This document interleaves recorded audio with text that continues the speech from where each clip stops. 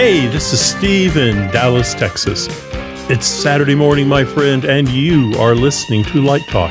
Well, hello. This is Stan in Gainesville, and today we're going to discuss a profit margin, remounting our production, and keeping the zeitgeist. All on Light Talk. And this is David coming to you from Stevenson Ranch, California, where it's rainy and cold today, believe it or not. The climate is changing. So if you don't already know after listening to my brothers, you are listening to Light Talk, and we are the Lumen Brothers. Welcome, everyone, to episode 362. Let me say, I am back, and I need a dose of Light Talk from the rest of my crazy life. Well, we will dose you, so don't worry about it. I'm sitting here with my mouth wide open. Steve and I, we were talking before you came on today, and we were talking about episode 362. And, you know, listen, we already hit the milestone last week. And I don't know if you listened to the show, Stan, but that was 360. I don't always listen to the show, okay, you know that. That was 361. Not always. 361, Nikki Haley was on it. That's Nikki right. Haley was on I 361. voted for her. Nikki was on our show last week. But 361 meant something really important. And you know what 361 means?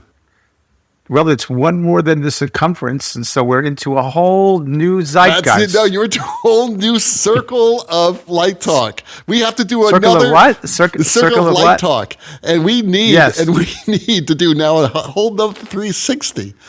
Who says? It's part of the laws of physics.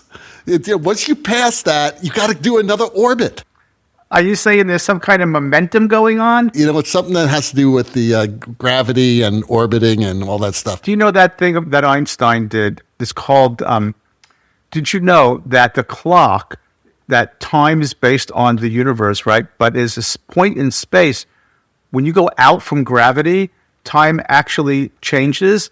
And so the clocks that take their time from satellites have to be adjusted in like nanoseconds. It's I forget Einstein's think about that. It's called gravitational waves, right? It's really true. So it's not necessarily the same time here as it is where the satellite is. So they have to adjust for atomic clocks have to be adjusted. That's good to know. Plus, we just had leap year. That's right. And you know what? We bought something on the leap year. Yeah, there you go. What did you buy? That's right. I'm not going to talk about it here. Why not?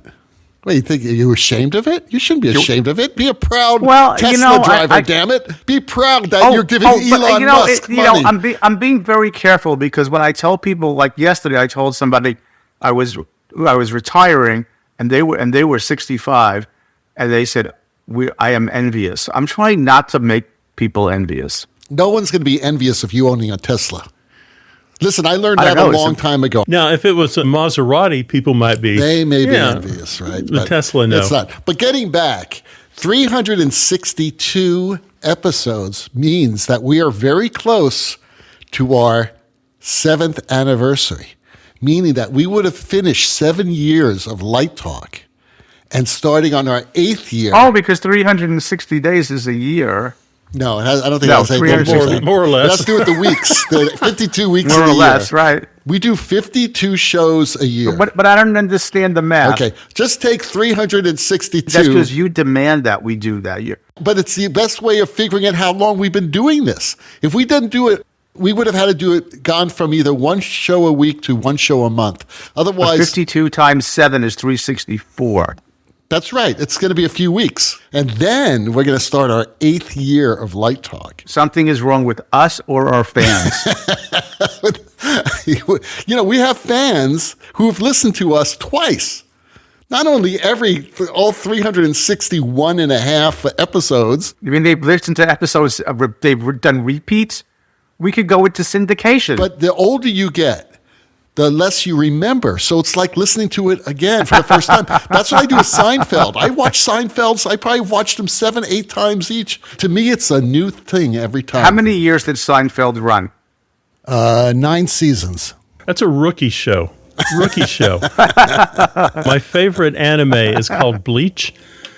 They've done 26 seasons. Oh, my God. 42 episodes a year. I didn't know anime was around for 26 years. Good show. I don't normally agree with Mitch McConnell. But he did say something I agree with the other day. I support Trump. No, he did say that yesterday, I think, which is another story. But I did say this where I agreed. He said, it is, how do you say, it's an underappreciated talent in life to know when to move on to the next chapter. Yeah. Well, that's good. And then you are moving on, and I'm glad, and I'm happy for that. But not from Light Talk. Okay, but not from Light Talk. No. Stan, what you should do before each Light Talk episode you do, I would go out, get in a Tesla, drive around the block, so you're like driving back to the studio. You can just drive up in your Tesla, get out, do the show, then drive around the block back to your house. That's how I would do that.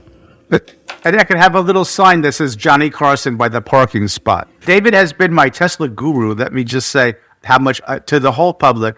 I would not have done this or done it as well without the mentorship of Sir David. Well, what can I tell you? It was my pleasure. Just take the compliment. I'm letting it go. I'm letting it go. Just say thank you. Just say thank you very David. much. I'm letting it go. Steve, what have you been doing these past few weeks where we haven't seen you?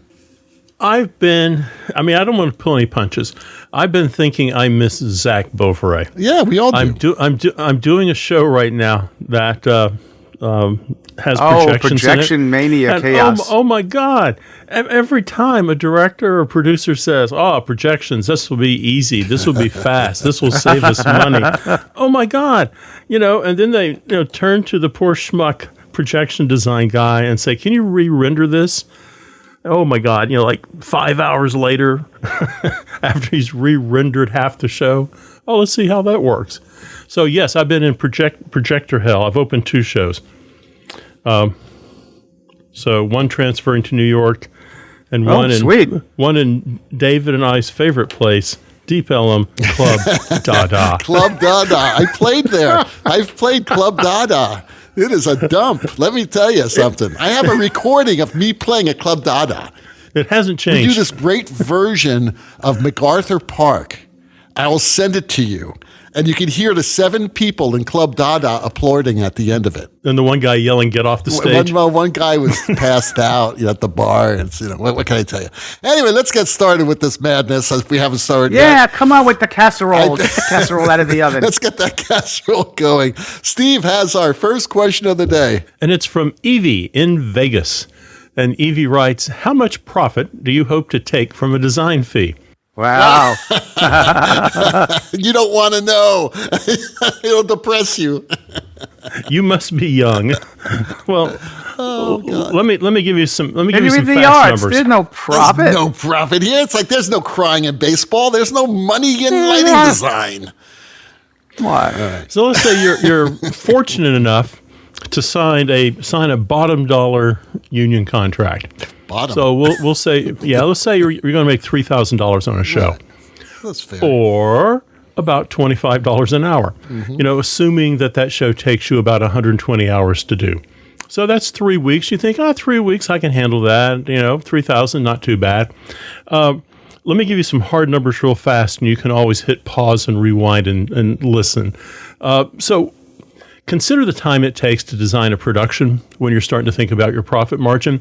Let me talk about some minimums here real fast. And everybody, everyone, here's my little list, and they go, no. And I go, yeah. This is minimum. Read the play 2 times.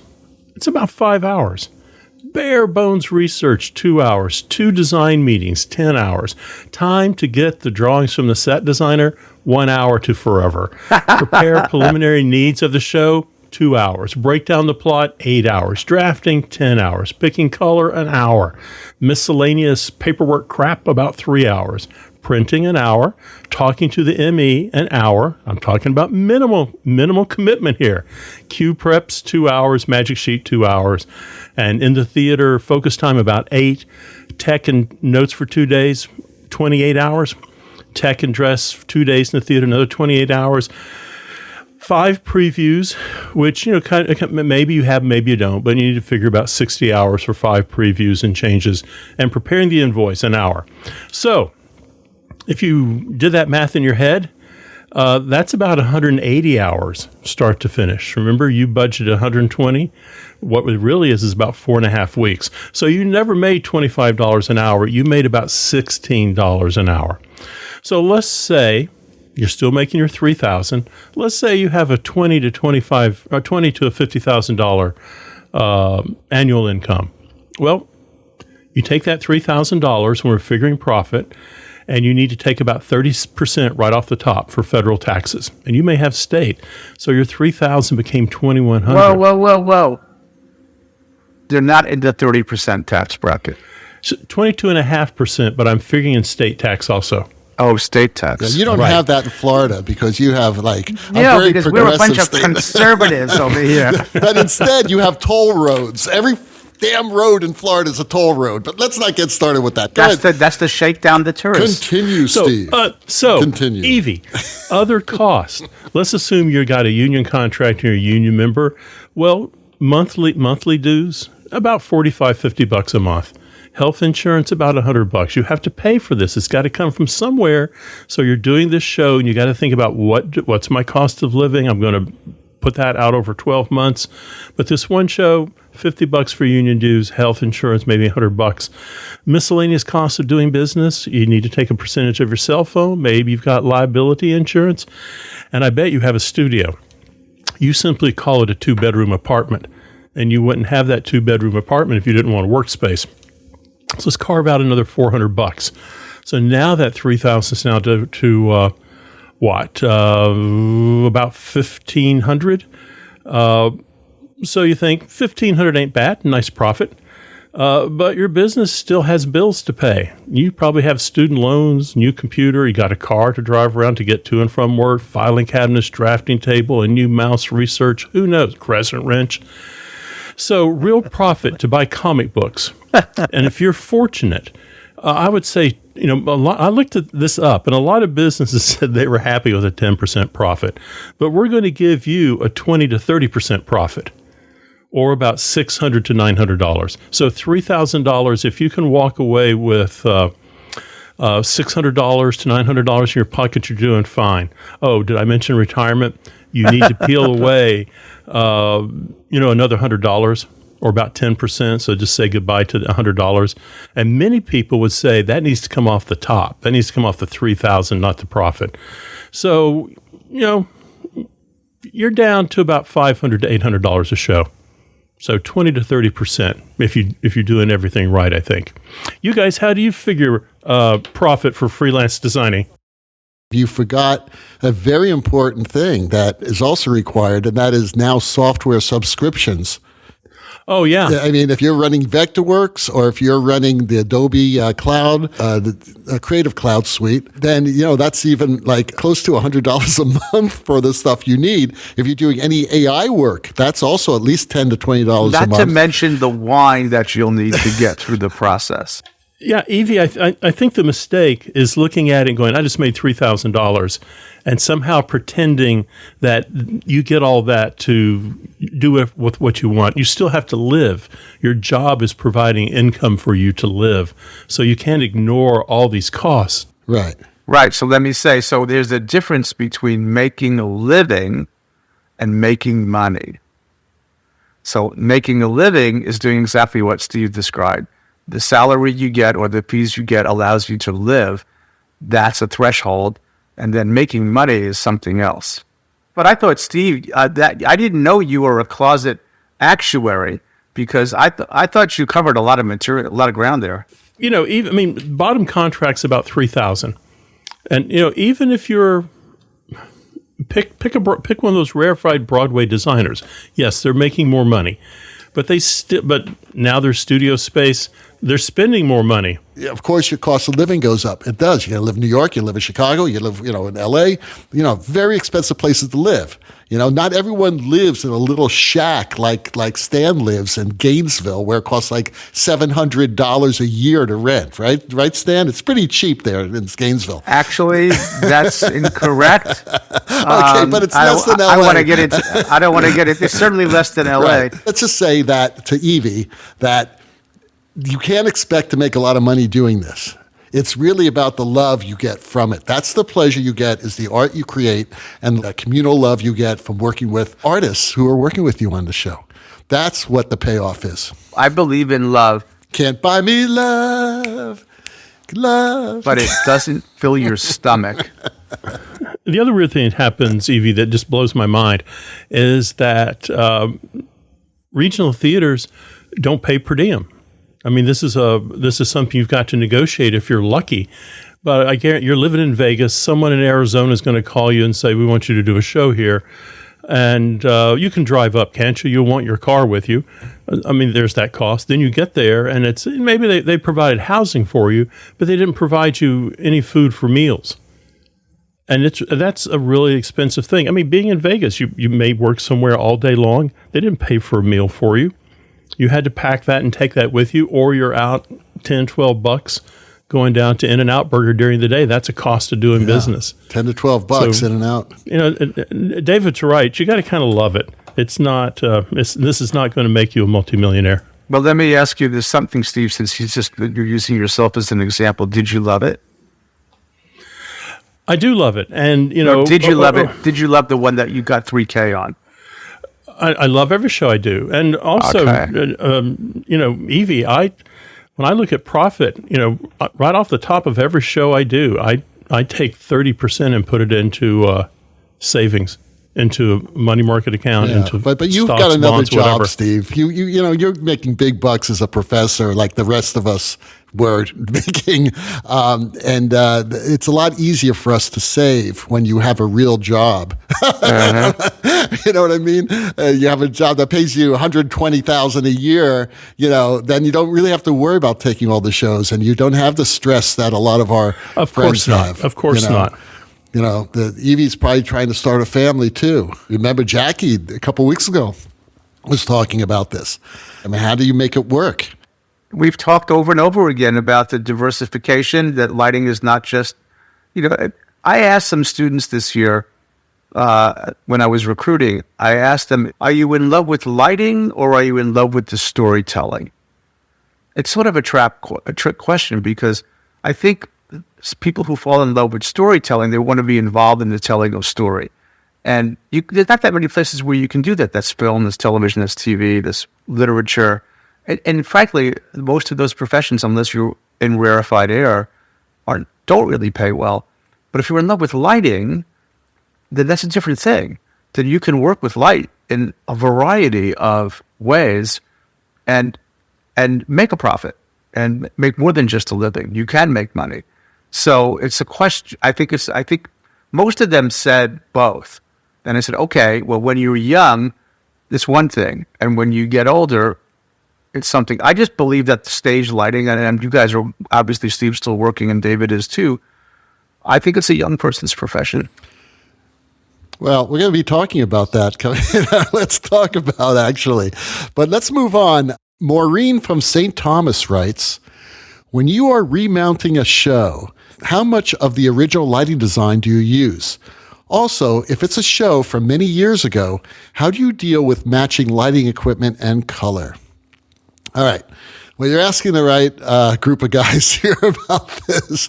I do this a lot because I'm in opera. A lot of my shows that I've designed are either revived or they're sold and they go somewhere else and that sort of thing. And it depends also, of course, on the size of the company and things like that, too. I usually work in mostly Class A houses, so, you know, these companies have a lot of money. So I'm going to just break this down a bit. When reviving, touring, remounting a production, in most cases, you are replicating the original lighting design. Very much like major touring or residences in LA, New York, San Francisco, Chicago, Toronto. When Hamilton goes from New York to Chicago, you're seeing the same lighting design. It may be cut down just a little bit to fit in the theater, but those lighting cues are very close to the original, if not the same. All right. And it could stay in Chicago or San Francisco or whatever for months and months and months and months and months. So that's going to be as close as possible. Same thing with touring productions. They're going to be very close to the original Broadway. You know, knock down a bit because for touring, if they're touring, you know, to multiple cities every few weeks, but still the essence of the lighting design is going to be the same. Now, I'm going to talk about the opera world for a second. When a production is sold, then in most cases, the lighting is the same. And when I'm saying sold, they're sold from one company to another. And they usually have to, if it's a union contract, they have to offer you the show because of your intellectual property rights and right of first refusal and everything like that. So most of the times it's the same. However, I have been involved in many of these productions, and depending on the creative team and the expectations of the purchasing company, the lighting may change a bit, and usually for the better. Okay, so for instance, I have a production that I did with Paul Curran at La Fenice in Venice about 10, 12 years ago called Tristan and Isolde. And just recently, the San Francisco Opera bought that production from Venice, from Italy, and they're bringing it over here. It's going to open in the fall of this year. And they contacted me and they said, hey, we bought this production. We would like you to light it. Now, this is actually a pretty big thing because it's a show going from there to a Class A company, and hopefully the show will be repeated in other companies in the United States as well. It's all being covered under United Scenic Artists, the whole bit, so I'll be protected and all that. But working with this particular director, and I've worked with Paul many times before, we usually make improvements on the show. And sometimes when we start lighting the show again, because of the organic nature of the way I work and the rest of the creative team works, we may discover new ways of telling the story. So that way, the lighting may shift a bit or it may shift a lot. The set's going to be the same, the costumes are the same, but the lighting will probably evolve more. Also understand that when we did the show originally, we had a bunch of Mac 2000s on it, right? Now, back in the day, Mac 2000s were it. But now, if you take a Mac 2000 and you put it up against even like a Viper, the Viper's like 3 times as bright. And it could do a lot more. And so the equipment does change. So you have to make allowances for the equipment. Whether you're completely reviving the production, the design, so it's the same light cues or not, you're going to have to deal with control questions and fixture questions because the control is going to be a lot different. You can't just take a disc from an old, light palette and throw it into an EOS. It ain't going to read it. The discs are the wrong size. It's going to be a mess. And you can do so much more with the control nowadays, especially with LED and lighting and the color and all that. So that will evolve as well. So yes, there's a lot to do when you're moving a production from one theater to another, especially if it's happened over 5-10 years ago. So Steve, I know you've done a few of these, especially you've relit a lot of dance pieces that actually maybe originally lit from 20, 30 years ago, 40 years ago. Well, when we started, we've all been there. We all made the transition from the Altman 360Q to the Source 4.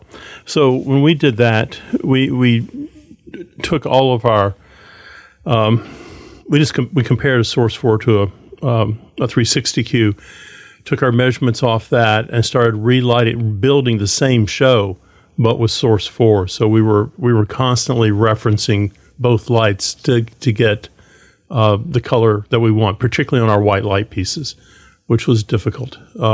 Time-consuming, but not difficult. Time-consuming.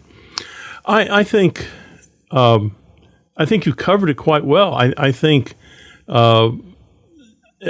in regards to how much of the old show do I keep, it depends. Sometimes we want to archive that show and transfer it straight over. And other times, the choreographer will say, I know this is what we did a couple of years ago. Has your feeling about the piece changed? Mine has. I was thinking maybe the second act needs to be lighter, or we need to go in a different direction with the final movement. So I'm always, I keep pretty good notes. I can always recreate, but I'm also open to changes. I don't know if Jean Rosenthal would light everything the same today that she did 60, 70 years ago. I don't think she would fall in love with moving lights or LEDs or computer consoles, but she wouldn't ignore that, and she would embrace what that technology can bring to the design. So I think that's the biggest thing is looking at the changes in equipment and control and how that can make your work look better flow. The whole notion of originality versus evolution is sort of an interesting question. There's a mentality that nothing should change. What was done originally is precious and has a certain value. People are coming to see what was done the first time and what was revered. And then there's another philosophy of things evolved and change. Well, let me give an example in the museum community where they had a very interesting perspective that I railed against in my research. Let's say the zeitgeist, in a way, the prevailing dogma was that museums strove for the ideal light source, right? That would light everything, and everything would look like what it looked like. So you didn't tinker with the light source, you just provided this ideal light. And I kind of pushed back against that, and it's now, wait a minute, that's what you would do in the department store. You would light the department store with the same light sources, so all the merchandise is getting treated the same way, so people can make an objective decision about the merchandise. I don't agree with that. In a museum, every piece is unique, just like theater. Every production is unique. So why wouldn't you make decisions about how the thing should be illuminated? But for a long time, the museums didn't have theatrical light technology, color temperature, white, warm white, cool white. They sort of didn't really do that. They just lit it sort of in a uniform way. And now they're struggling because they have that technology. It's become ubiquitous. It's become common. And they're going, oh, what do we do now? So I think there's an interesting sort of tension between originalism, right, and then evolution. And I think what Steve said about Jean Rosenthal is good. I think if she was alive and she was living, wow, I can do this now, I think she would definitely embrace that. I think so. We do embrace technological change, and we should embrace evolution. But there's something to be said for seeing the original. I mean, so I think there's a conversation around that. I think a lot has to be said also that it also depends in the situation when someone is bringing a show in that either they now own or they're basically paying for the rental of the show to come in. But usually if they own it, that they have a certain expectation about what the show they bought. And not always. And a lot of times the general director or artistic director will tell the director, hey, you fly, man. You go with it. And most good artistic directors will say that to a creative team, but sometimes they may not. They may say, that's the show I definitely wanted to see at La Fenice. The one I saw there. I want to see it. But the show will be certainly as good, if not better. And, it's always better just because of technology more than anything else. But also it's a new look at things. And we're telling a story. And sometimes there's a new, fresh way of telling the story. And it's exactly what you said, Stan, whether it's, telling the story of a play or an opera, or telling a story of works of art. It's the same thing. It's just that we're approaching it as artists differently. I hadn't thought about this in a while, but I did some work with Daniel Negrin. He's a dancer. He comes out of the Martha Graham and Sokolov School. He was born 1915, 1917, somewhere around there. He died of, I don't know, in the 90s, I believe. But I was doing a retrospective of his work with him. And, it was kind of a big deal. And he was a big deal. And one of the things he said to me when we started lighting the show was, I need a scoop laying on its side in every wing. Because that's where he came from. And it took him a while to talk him out of just laying a scoop on the floor in the wing. But he was also talking about a quality of light that the scoop produced that a Lico just couldn't produce or a Fresnel couldn't produce. So he didn't really care if it was a scoop at the end of the day, if it had the feel, the kind of softness and fullness of that blast of light going floor to ceiling and just encompassing the entire stage. So I think you always have to look at the piece and keep looking at the intent. In my case, the intent of the choreographer in how you select equipment. And sometimes the newest, shiniest thing isn't it. You are listening to Light Talk with the Lumen Brothers, and Light Talk is sponsored by... Today we have a public service announcement from No More 10 out of 12s. Let's take a moment to talk about the drink of designers. As a lighting designer, you may feel the pressure to join your coworkers for a cup of coffee or a cup of tea at the end of the day, maybe even an alcoholic beverage. Why submit yourself to this peer pressure? Why spend vast amounts of your hard-earned money on a $10 to $15 to $20 beverage? No. Why not drink the traditional lighting designer's beverage, Moxie Cola? But is it really the drink of lighting designers? Well, 1876, my friends. In 1876, Moxie Cola was created, and shortly thereafter, in 1879, the electric light bulb came along and created a whole new industry that we today call lighting design. Accident? I don't think so. Let's just look at the facts. Number one, just look at the name, Moxie Nerve Food. That has lighting designer written all over it. Moxie has a unique taste that is both sweet and leaves a bitter aftertaste, just like some lighting designers we know. You can even get Moxie-flavored ice cream, and what lighting designer does not like ice cream, even if it has the licorice with a touch of acetone and a gentle taste of fresh turned earth to it. Finally, Jean Rosenthal enjoyed a can of Moxie every day.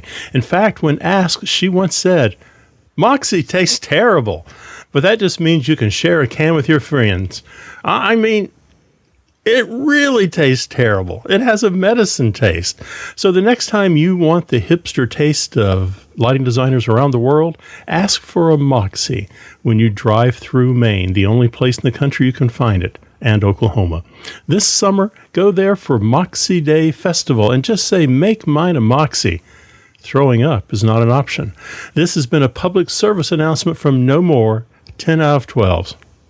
The taste of fresh turned earth. Earth. That's pretty good. The duck just dropped with the $100 bill. That's all I have I a have to whole, say. in my studio here, the second shelf of the refrigerator is filled with Moxie Cola. Oh, God. Pam and I enjoy a beautiful tall glass on the patio while we watch those crazy monkeys every night. That's right. And speaking of monkeys, And now, back to Light Talk. well, the sound of those drug-addicted iguanas, ducks, and monkeys bouncing around the Light Talk Central atrium means that once again it's time for Let's Talk About.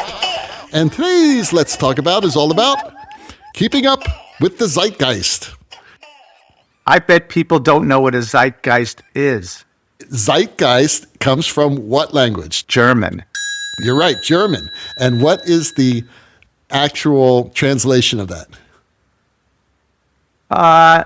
Precisely? Yeah. I'll leave it to the listeners. Okay.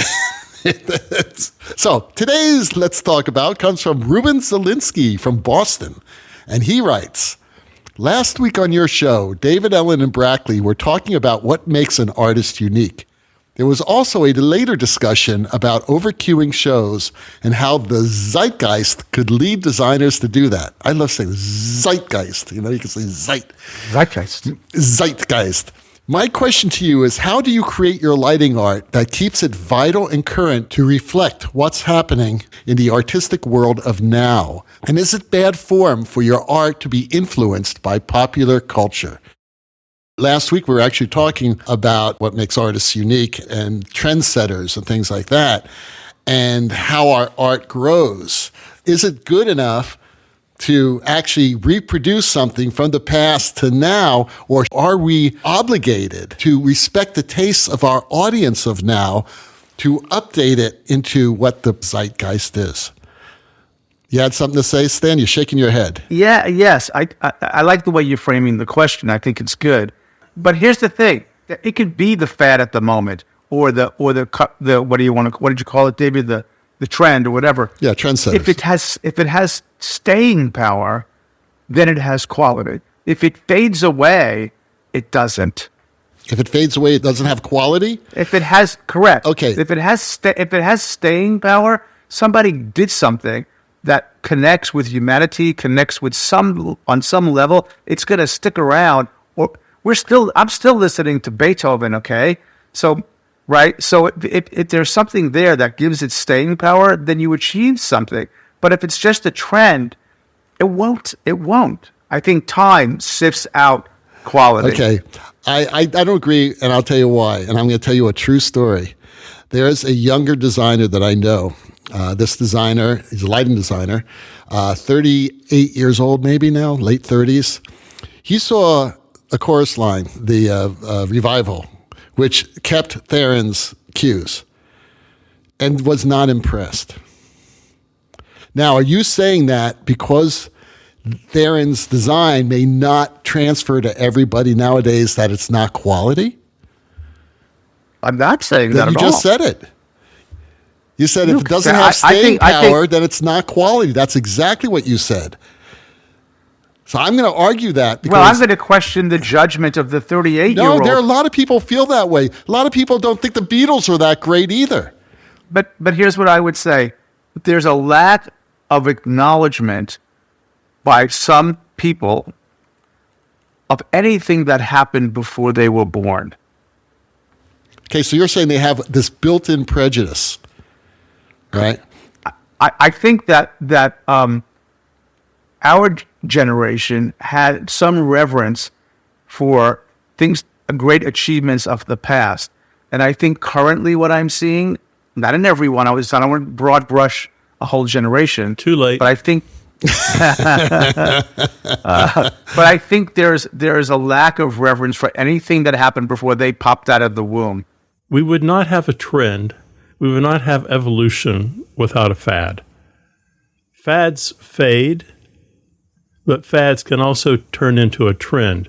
And the trend is a slow, time-taking, slowly gains momentum and has staying power. I don't disagree with what Steve said about fads turn into trends and trends turn into something valuable.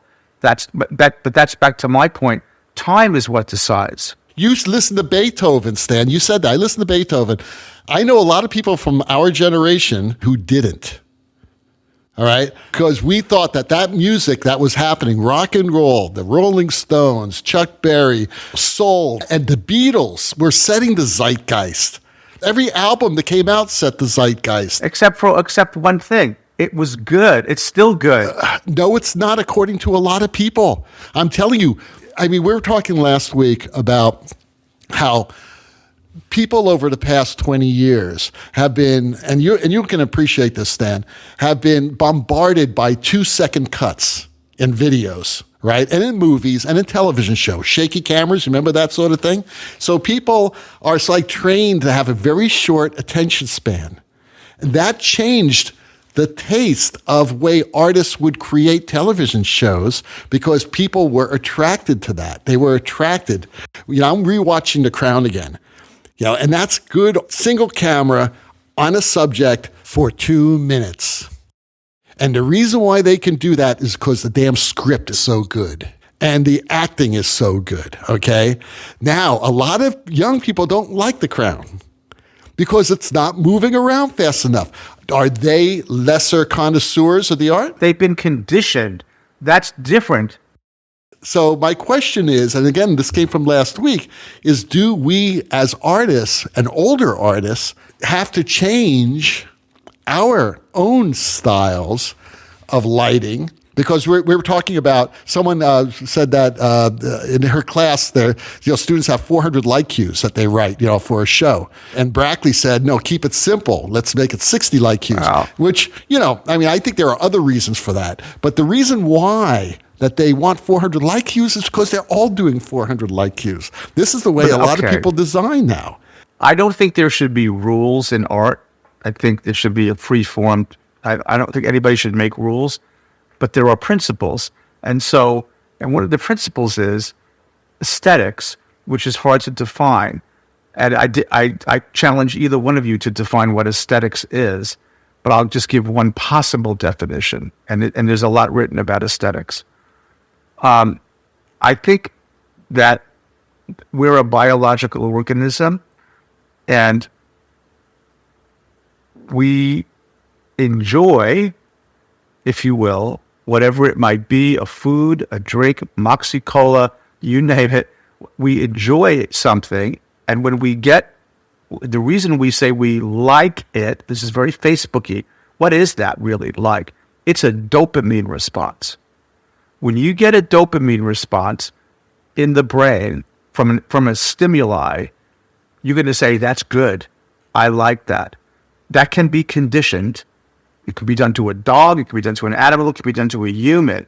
So the exploration of what is aesthetic, I would just put out there, is when you have a dopamine response. And so if that person is having a dopamine response to 20-second cuts, it's what they like. You can't change that. They have, that's where their organism is. So my organism is what it is. It has been conditioned over a course of time. Can I change? I'll tell you what, my wife, go back to the Tesla for a moment. I was really nervous about buying the Tesla. It's a lot of buttons. It's a lot of mental mapping. It's different than anything we ever grew up with. And some people have a hard time using computers now because they're getting sophisticated. And she said to me, and surprised me, she said, you know what? We need to get that kind of car because I need to keep my brain going and I need to learn how to use all that stuff. And I'm going to make an effort to do it. So I agree with that we should try and keep up, and if we're artists, and not fall behind or fall away. But at the same time, I'm asking, aesthetics for us is different than aesthetics for them. It doesn't mean that I have to sort of be one or the other. I have to be who I am, right? But I think we do have to keep up. Well, I think as designers, we're problem solvers. And with that statement about fads versus trends versus can't appreciate anything in the past, I think when you're telling a story, you're looking for the most efficient way to tell that story. And you cannot, it's unlikely that you're going to be completely blind to popular culture. Doesn't mean you've got to put someone in bell bottoms or shave their head or whatever. But you can't ignore popular culture when you are writing music, when you are writing a play, when you're doing a movie. It's there. It's what is everyone's exposed to. I think it's not that people aren't interested or about things before they were born. They're just not necessarily educated in it because it doesn't hold the same meaning for them. So if you go back and look at the movies of Rudy Valentino, very few people who aren't film people would even know who Rudy Valentino was. But that doesn't mean that his work is marginalized, nor does it mean we should go back and try to copy what he was doing during the silent film era. There is evolution in design. So just to say, well, you know, we're looking for the new shiny thing all the time, I think is a real simplistic statement. So I'm getting back to the question here that comes from Ruben about the question of overqueuing shows and how the zeitgeist could lead designers to do that. I don't know that shows are overqueued. I think for the most part, they are designed exactly the way they need to be designed. That doesn't mean they're the best looking show on the planet, or it doesn't mean they're the worst looking show on the planet. I think a director, a design team, everyone's sitting down, trying to do their very best work. And getting back to the 20, who was it? I've forgotten who it was now. I was in a film history class, and someone was talking that people watching a movie could not understand more than a dozen cuts a minute. It was just information coming too fast to them. They couldn't possibly understand it. And that was a naive oversimplification of what the human mind could do. And probably what the cameras could do and what they were trying to do, because no one had thought that. So I think everything around us influences us, and if we don't take advantage of it, we become that person shaking their fist as they walk down the street going, back in my day, we put scoops on the floor, and it was just good. So I have a question for you, Steve. Uh-oh. Is your style changing because of this? Absolutely. My thought and how I create worlds has changed. I'm much more of a gesture designer now than I was 40 years ago. My work is a lot rawer than it was 40 years ago. I'm realizing, the evolution of design, not everyone has to be lit. That's a hard lesson to learn. You at some point you realize that if the director wants them lit, they're going to have them step 2 feet on stage. They're off far stage left for a reason. Not everything has to be balanced. You don't have to put a gobo on everything. It is just always, how am I storytelling, and am I helping advance the story, or am I getting in the way of it? In regards to students and cues, I always tease them and say, you're not being paid by the cue. Is your cue slowing the show down? Is it getting, particularly blackouts? Are you bringing the show to a stop? Is what you're doing confusing? Do we need a program note? So, the scene's coming to the end and the lights are dipping down, they're touching into black, and a gobo pops up and some yellow comes in. What are you doing? What does that mean? Yeah, exactly. What does this mean in Streetcar Named Desire? It's fun to look at, and you structured it really well, and I can see that you put a lot of hard work in. Save that for something else that needs it. Yeah. I can honestly say that my lighting has changed quite a bit, and it's from the things I've seen. Yeah, right. And I have one word for this to answer the whole question, and that is Hamilton. Mm-hmm. Hamilton, when it was written, is a show that respects the zeitgeist and expresses a story, a historical story, and tells the story very well within that style that happens to be very, very, very attractive to a lot of people. Maybe not people our age, but certainly people between their, teens and their, 50s. And you have designers there who've worked on a lot of different types of style shows, but they understood what Lin-Manuel Miranda was going for. And they hopped on board and they made it happen. They made it happen with the set, the lighting, the costumes, and certainly the music and choreography. So that's a show that respects the zeitgeist. And it'll have its time. Yeah, and there may be a time 20 years from now where people say, Well, if they're lucky. Right. I'm sure people said that about Superstar and The Wiz. Yeah, right. But I was thinking, I think it was Richard Rodgers. It was definitely Rodgers and Hammerstein who said it, was that they believed their shows had a 10-year life expectancy. And after 10 years, the culture will have changed so much that what they're writing about won't make sense to anyone. So how can we ignore the zeitgeist? See, I said the word too. Stan, you have the last word. I think it's a really complicated question. Of course it is. That's why we're talking about it. Yeah, I don't think you can ignore current culture. Take Hamilton, for example. I was really juiced to go see it. I was lucky to know a producer. I was sitting really close.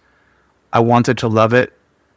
But to your point, I think it was Steve who said the lyrics came so fast that I could not process them.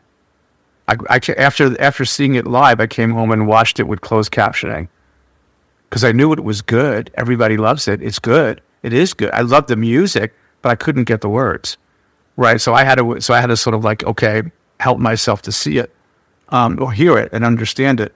And what do you think now that you have heard it and seen it and read the subtitles? I still struggled. I know you're not apologizing for that, but we do that with opera. If we don't speak Italian, we're reading the words. Oh, yeah, I have no problem with it at all. I'm just saying that I struggle to absorb the great impact that show has had because of the way it was delivered to somebody of my age. I bet you that someone your age... I bet you, a Moxie, that someone your age went to the Globe Theater and said, I heard it's good, but I just can't get it. The words come so fast. I mean, when you look at something like Hamilton and Shakespeare, they're wordsmith. They enjoy playing with language. Sure. I mean, it's like you could do a TED Talk on the similarities. or for that matter, dare I say, even Kanye West. He's a wordsmith. He loves playing with language. So did Bob Dylan. So did John Lennon. Sure. And I think there's probably quite brilliant. And the parts that I got were brilliant. I couldn't digest it all. Has Hamilton changed your style of design, or any modern piece that you may feel that represents the zeitgeist? I'm not lighting shows anymore. No, but you're designing lighting for buildings. You're not just saying that blue will look good on here. Sometimes I did. I just did Jewish blue last week, and people thought, "Oh, that was brilliant." It wasn't very difficult, but I did do research into Jewish art and sampled the blue that I liked and used that exact blue as a reference. You work with students, and they're lighting their show, and they're creating their art. Do you see a difference in the way they go about it than students of 20 years ago? I think they're pretty great, actually, in terms of they have more research tools and more methods of showing their ideas than ever. So I think I kind of admire them and actually a little bit jealous of what they have to explore. But do I think it's fundamentally different? Not so much.